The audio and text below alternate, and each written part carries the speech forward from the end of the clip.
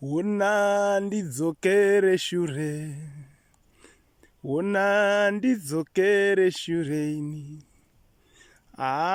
ndidzokere shure iwe, ini ndinoenda mberi, ini kandinoenda mberi, ini handidzokere shure, una ndidzokere shure, ini handidzokere shure kaiwe, una ndinoenda mberi.